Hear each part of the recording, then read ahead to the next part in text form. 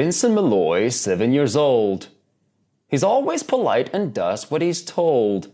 For a boy his age, he's considerate and nice. But he wants to be just like Vincent Price.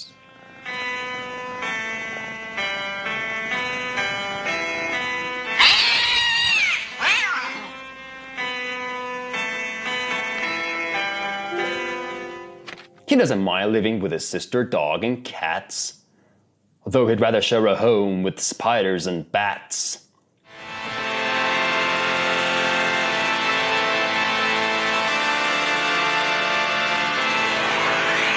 There we could reflect on the horrors he's invented.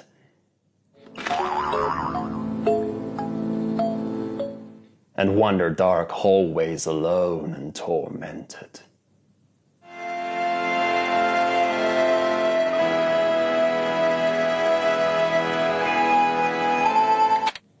Vincent is nice when his aunt comes to see him, but imagines dipping her in wax for his wax museum.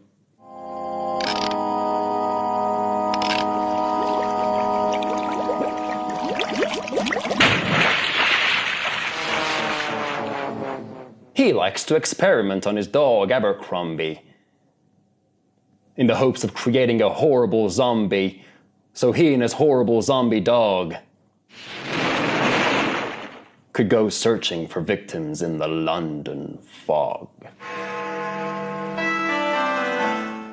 His thoughts, though, aren't only of ghoulish crime. He likes to paint and read to pass some of the time.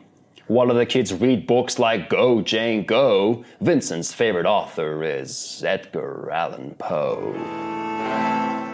One night, while reading a gruesome tale, he read a passage that made him turn pale. Such horrible news he could not survive, for his beautiful wife had been buried alive. He dug at her grave to make sure she was dead, unaware that her grave was his mother's flower bed. His mother sent Vincent off to his room. He knew he'd been banished to the Tower of Doom, where he was sentenced to spend the rest of his life alone with a portrait of his beautiful wife. While alone and insane, encased in his tomb, Vincent's mother burst suddenly into the room.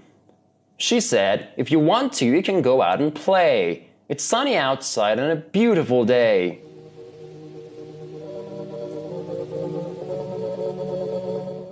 Vincent tried to talk, but he just couldn't speak. The years of isolation had made him quite weak.